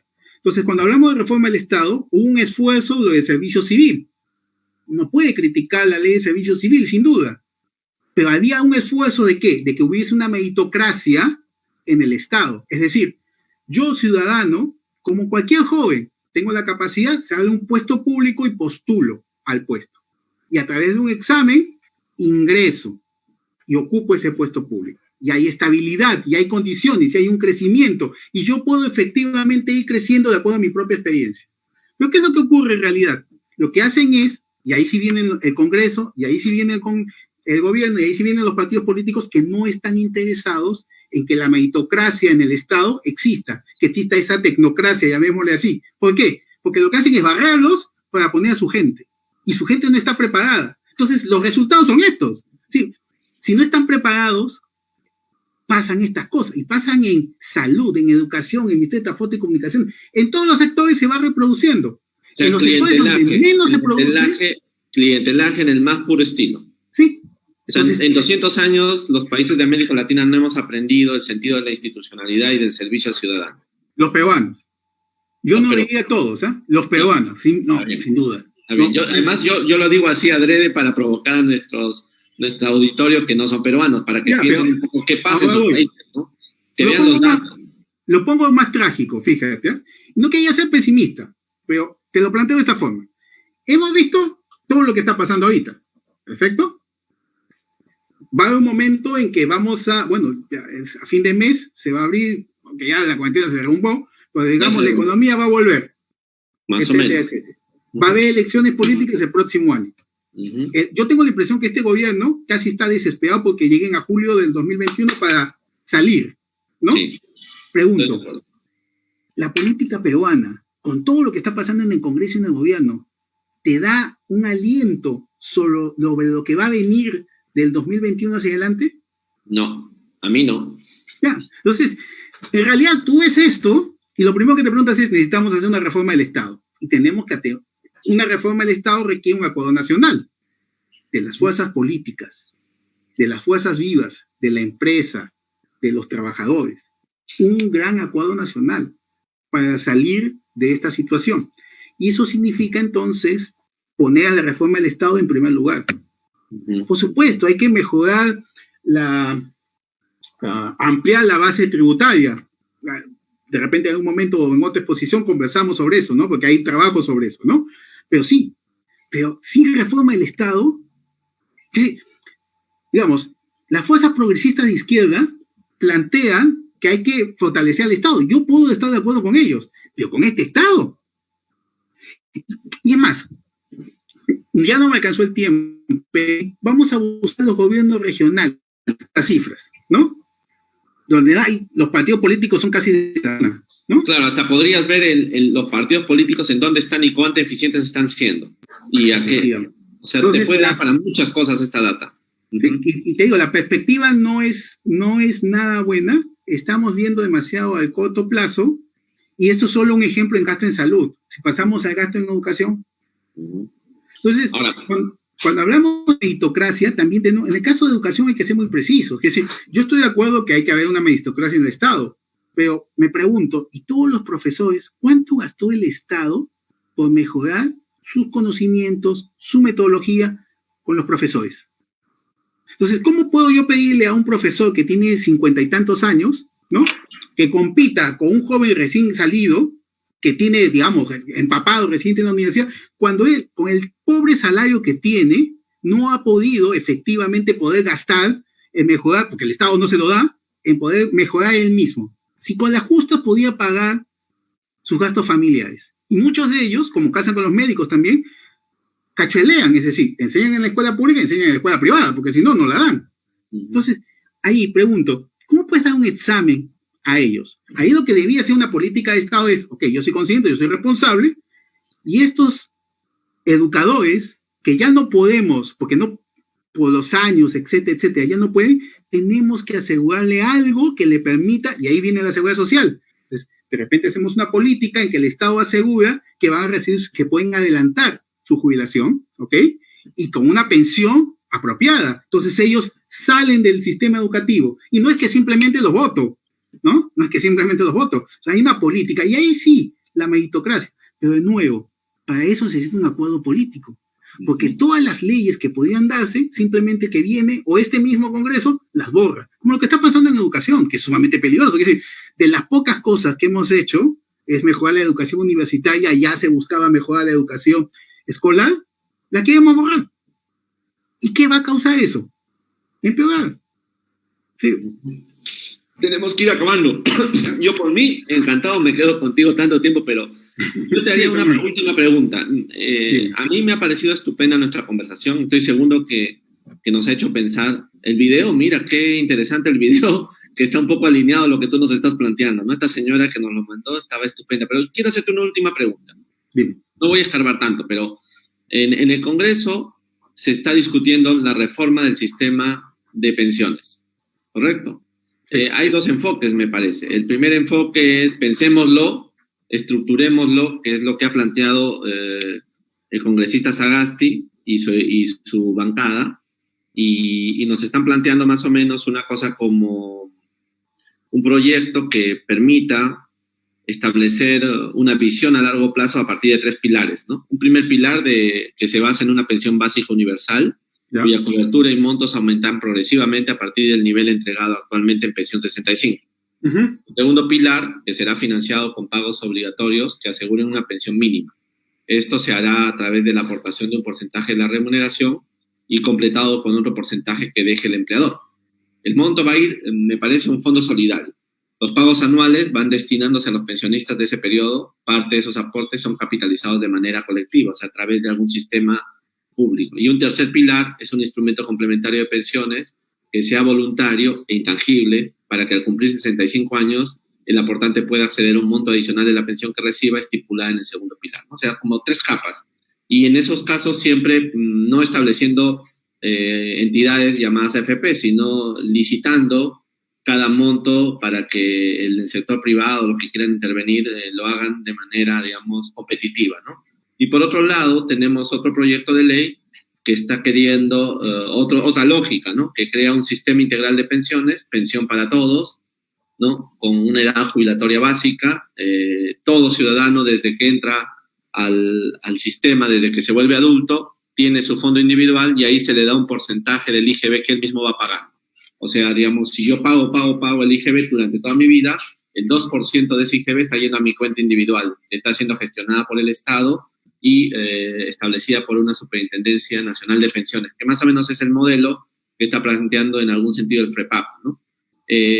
Son ideas generales. En uno hay más peso del fondo económico, porque decir que el 2% de todo lo que yo gasto va a mi fondo, sabiendo además que el IVA es un impuesto regresivo, entonces el 2% de ese fondo va a ser, evidentemente para la gente de clase media y alta, va a ser más alto que para el ciudadano, digamos, que no es de clase media, porque él va a gastar menos en términos de IGB, ¿no es cierto?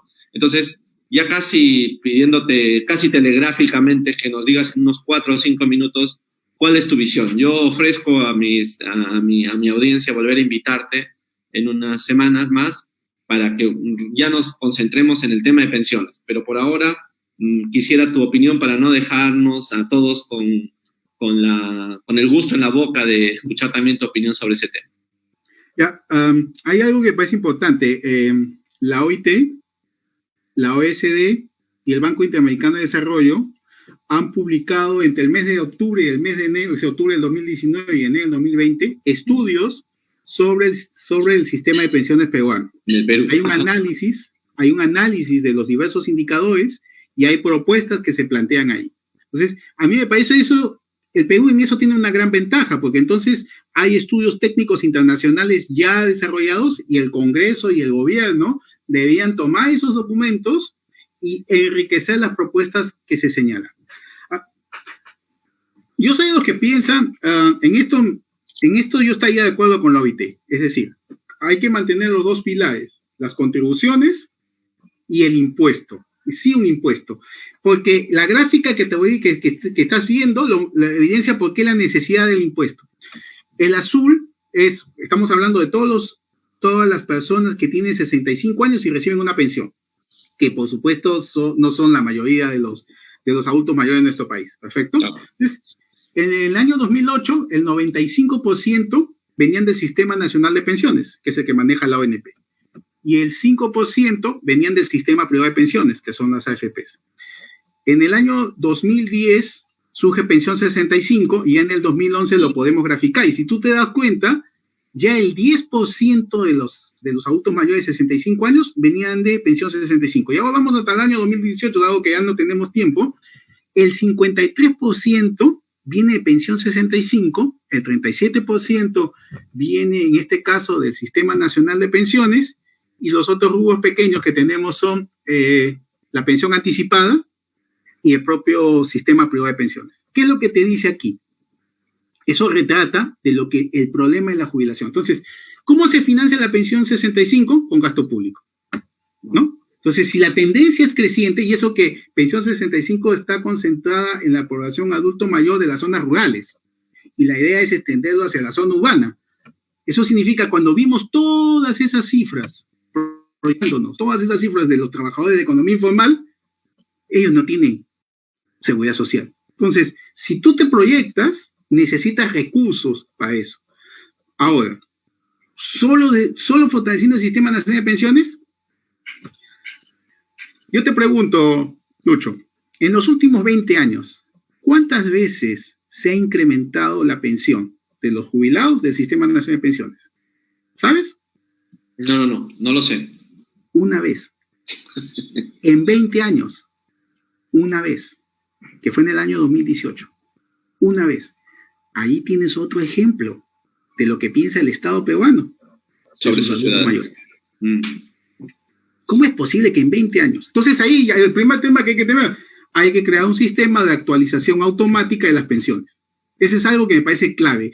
En los proyectos habría que incluirlo eso, un sistema actualizado. ¿Y por qué? Con un criterio objetivo. Un criterio objetivo. ¿Por qué? Mi temor de que otra vez el Estado tenga, porque los gobiernos lo hacen, el Estado tenga el control del fondo, es que va a reproducirse como ocurrió en los 60s y los 70s, que utilizaba el Estado como caja chica a la seguridad social. Eso hay que crear una barrera. O sea, van a hacer su clientelaje estatal. Sí. La mayoría de las constituciones, de las constituciones latinoamericanas, han creado esa regla constitucional que no permite que el Estado se apodere de los fondos. Pero veamos. Entonces, mejor evitemos eso. A mí me parece clave, porque si no, entonces simplemente lo que vamos a hacer es extraer esos recursos. Y hemos visto que algunos estados lamentablemente lo hacen ahora todavía, ¿no? Entonces ese es un tema clave, un sistema actualizado.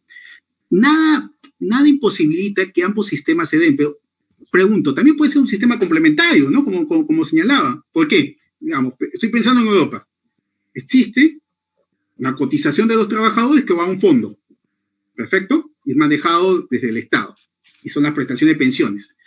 Pero mis ingresos me permiten a mí entrar en un sistema privado a la vez, simultáneamente. Si yo gano lo suficiente y digo, la pensión que yo voy a recibir por el sistema público puede ser insuficiente. Ok, tengo los recursos y doy más a un sistema privado de pensiones. Y cuando me jubilo, recibo los dos. Con lo cual, entonces, se incrementa.